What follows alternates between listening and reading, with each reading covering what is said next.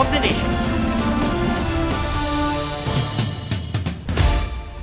Malagim na aksidente sa Subic-Clark-Tarlac Expressway o SCTEX ang gumimbal ngayong Labor Day.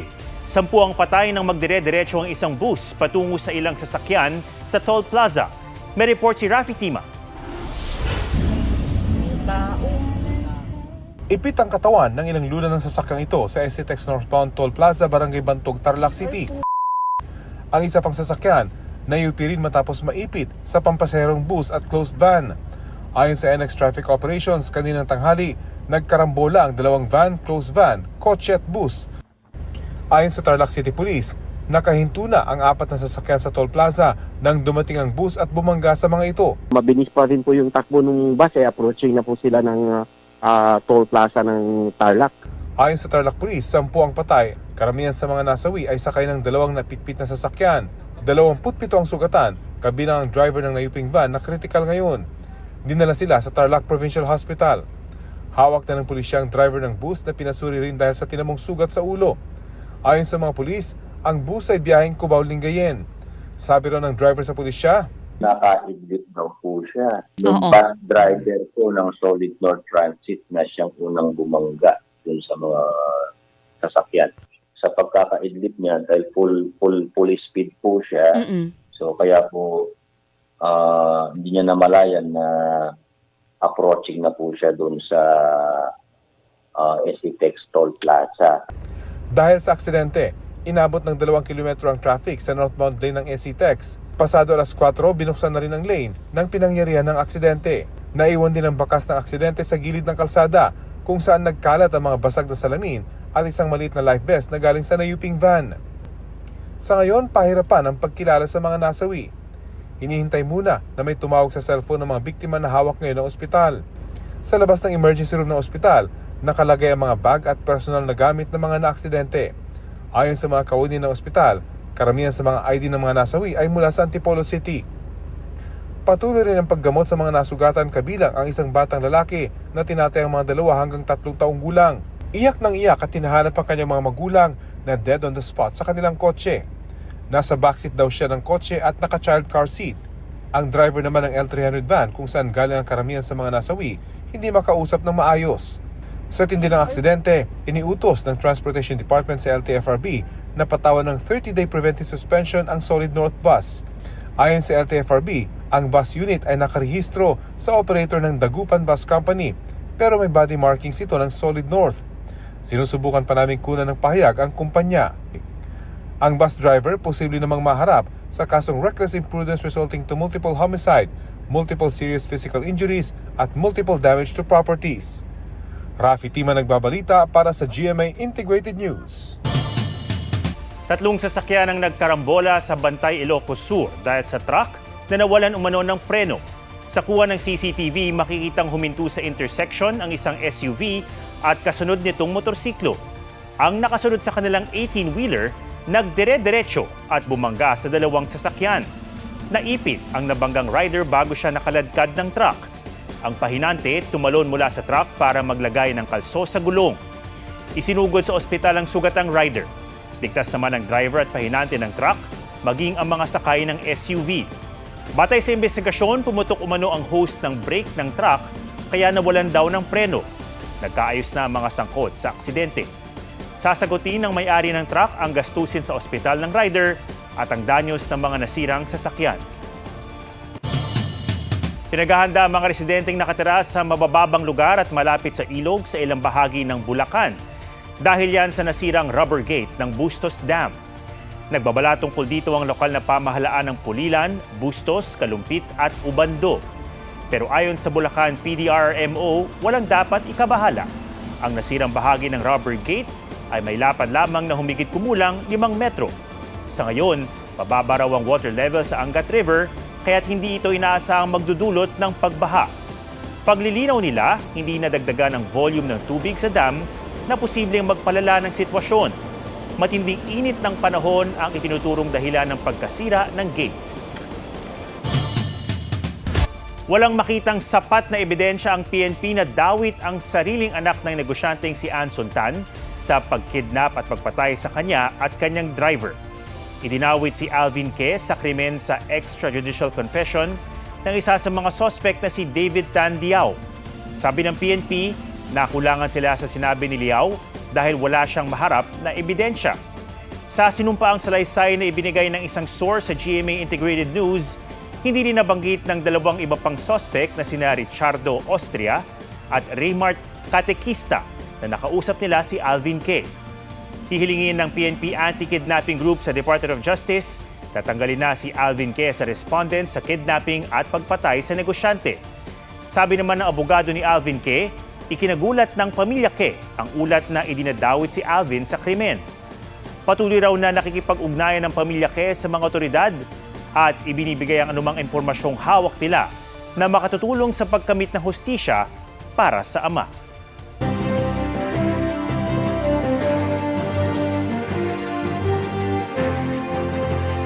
Labing-isang araw lang bago ang eleksyon ngayong Labor Day, nakasentro sa taas sahod at kapakanan ng mga manggagawa ang sinusulong ng ilang senatorial candidate. May report si Darlene Kai. Scholarship para sa panganay ng bawat pamilya ang nais ni Ariel Querubin. Sa Laguna, pagtutol sa political dynasty ang inihayag ni Danilo Ramos. Kasama si Jerome Adonis na inilalaban ang 1,200 pesos na minimum wage. Paglaban sa jeepney phase-out ang isinulong ni Modi Floranda. Nagpugay si Amira Lidasan sa mga aktivistang manggagawa at mga katutubo. Alternatibong demokrasya at pamamahalang inihayag ni Lisa Masa. Si Mimi Doringo, pabahay para sa mahihirap ang itinulak, na nasa pagtitipon din kasama sina Leody D. Guzman, Sonny Matula, Ernesto Arellano at Attorney Luke Espiritu na gusto ng pantay na sahod sa buong bansa. Sa Gapan, Nueva Ecija, nag-ikot si Willie Revillame. Pantay na sweldo ng mga manggagawa sa buong bansa ang nais si Attorney Vic Rodriguez. Gusto ni Dr. Richard Mata na magkaroon ng malasakit center sa private hospitals. Kapakanan ng mga manggagawang isinusulong ni Jose Olivar. Si Tito Soto nagsalita sa isang pagtitipon sa Makati. Pagmamahal sa bayan ang binigyang diin ni Senator Francis Tolentino sa Cavite. Dagdag benepisyo sa senior citizens ang isinusulong ni Benher Abalos. Umento sa sahod ng health workers ang nais ni Aline Andamo.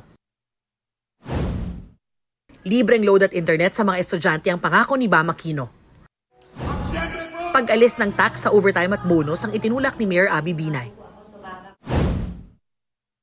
Mga taga-Rizal ang binisita ni Senator Bong Revilla. Nangako si Congressman Bonifacio Bosita na magiging boses ng manggagawang Pilipino. Umento sa sahod ang nais ni Representatives Arlene Brosas at Franz Castro.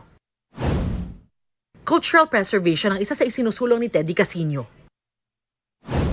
Suporta sa mga kababaihan ang idiniin sa Cavite ni Senator Pia Cayetano. Ibinahagi ni Attorney Angelo de Alba ng advokasya para sa children with special needs at mga PWD. Agarang pagpasa ng panukala sa aumento sa sahod ang inihayag ni Senator Bongo. Kasama niya sa Bulacan sina Attorney J.V. Hinlo na pagbibigay ng trabaho ang idiniin. Nag-ikot din si Attorney Raul Lambino. Pagpapalakas sa pilgrimage tourism sa Quezon ang isinulong ni Senator Lito Lapid. Murang pagpapagamot sa may hirap ang advokasya ni Congressman Rodante Marcoleta. Bumisita sa Lingayen, Pangasinan si Heidi Mendoza. Nag-ikot sa ilang bayan sa Isabela at Nueva Vizcaya si Kiko Pangilinan. Patuloy naming sinusundan ang kampanya ng mga tumatakbong senador sa eleksyon 2025. Darlene Kai, nagbabalita para sa GMA Integrated News. Magbabakasyon lang sana sa Baguio City kasama ng kanyang mga magulang ang isang batang nakaligtas sa karambola sa SCTEX. Kasama na ng bata ang isa nilang kaanak ngayon pero panay pa rin daw ang hanap nito sa kanyang nanay. May live report si Jamie Santos. Jamie? Atom, dumating na nga dito sa Tarlac Provincial Hospital ang isang kaanak ng 2 taong gulang na batang lalaki na kabilang nga sa malagim na aksidente sa SCTEX kaninang tanghali. Hindi pa raw ganong nagsisink in sa pamilya ang sinapit ng kanilang kaanak. Sakay ng sasakyang kabilang sa naaksidente kanina sa SCTEX, magbabakasyon lamang daw sana ang pamilya sa Baguio nang maaksidente. Normal naman daw ang lahat ng resulta ng test na ginawa sa batang nakasurvive, pero inirekomendang ilipat ito sa mas malapit na ospital sa kanila para mas masuri. Panay daw ang hanap ng bata sa kanyang ina. Sa ngayon, 10 na ang kumpirmadong nasawi na nandito sa Tarlac Provincial Hospital, habang 31 ang sugatan. Kabilang na nga rito yung 2 taong gulang na batang lalaki. Atom, patuloy na kinikilala ng mga otoridad ang pagkakakilanlan ng iba pang mga biktima at inaantabayanan pa ng mga otoridad yung kaanak ng iba pang biktima na nandito sa ospital. At yan ang latest mula rito sa Tarlac. Balik sa iyo, Atom. Maraming salamat, Jamie Santos. Nasagipang isang osprey na sumabit sa nylon trap ng isang fish pond sa Ballesteros, Cagayan. Pabuti at hindi ito nalunod. Wala namang sugat ang osprey at maayos ang lagay nito. Ibinigay na ito sa Animal Breeding Station at nakatakdang pakawalan. Posibleng naghahanap ng makakaing isda ang osprey nang sumabit ito sa nylon trap.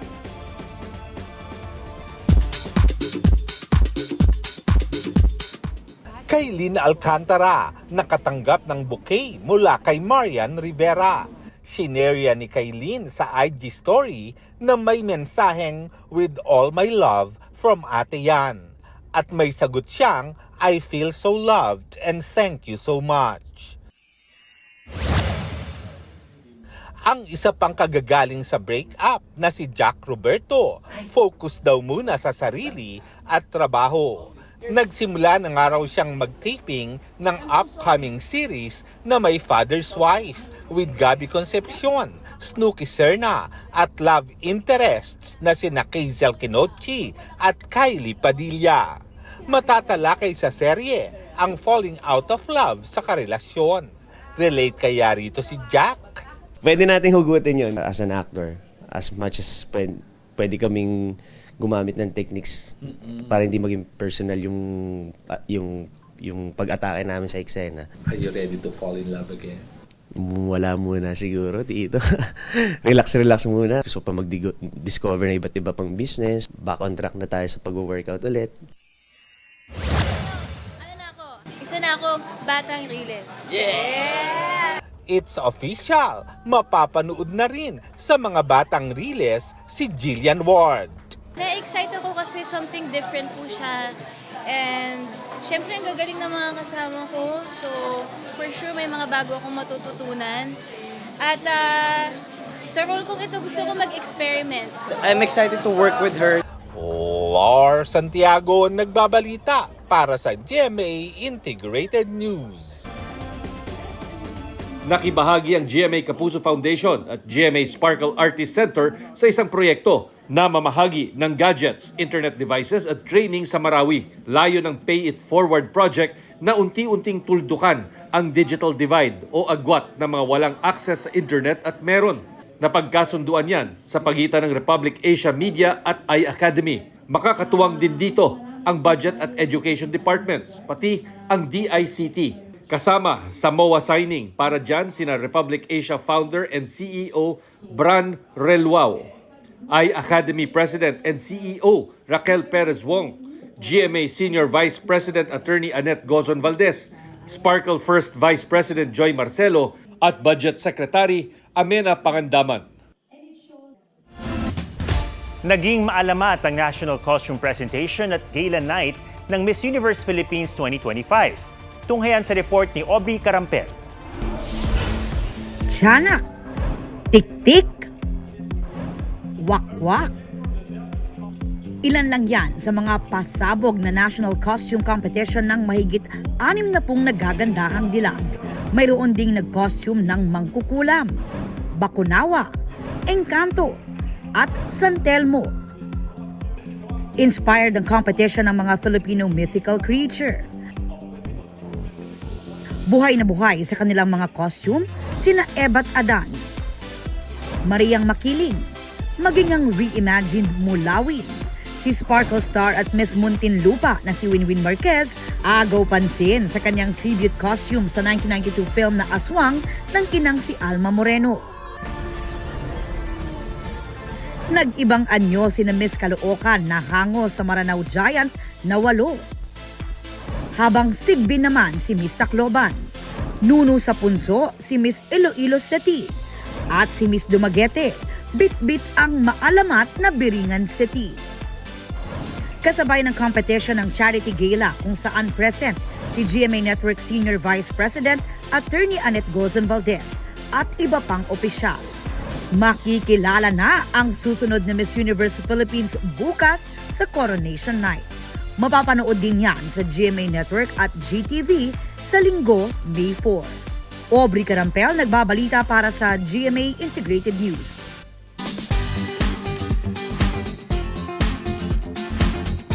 Ang pagtiyatsaga at sakripisyo, mababaka sa kamay ng magigiting na manggagawang Pilipino.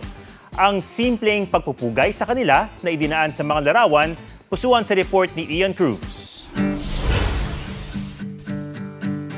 Hawak ang kani-kanilang mga sandata sa araw-araw na pakikibaka, nagpasalamat sa simpleng paraan ang photographer na si Ayi sa mga nagtitinda, drivers, pulis at tanod, mga health workers, janitors, construction workers, mangingisda, magsasaka, maging sa mga simpleng naghahanap buhay at iba pang mga uri ng manggagawa. Sila ang araw-araw niyang nakakasalamuha at mga taong minsan na siyang natulungan. Sila yung nagpapahiram sa akin, nagpapakain. At that time, so na-realize ko, deserve naman nila. So mahalaga talaga sila sa akin. Yung magta-tricycle na hinahatid ako kahit walang bayad. Kasi iba kasi wala. Paalala raw ito na mas nagiging magaan ang bawat araw sa kanilang sipag na sana ay masuklian ng nag-uumapaw na biyaya. Isang pagpupugay sa lahat ng manggagawang Pilipino ngayong Labor Day. Ian Cruz nagbabalita para sa GMA Integrated News. Yan po ang State of the Nation para sa mas malaking misyon at para sa mas malawak na paglilingkod sa bayan. Ako si Ato Maraulio mula sa GMA Integrated News, ang News Authority ng Pilipino. Huwag magpahuli sa mga balitang dapat niyong malaman. Mag-subscribe na sa GMA Integrated News sa YouTube.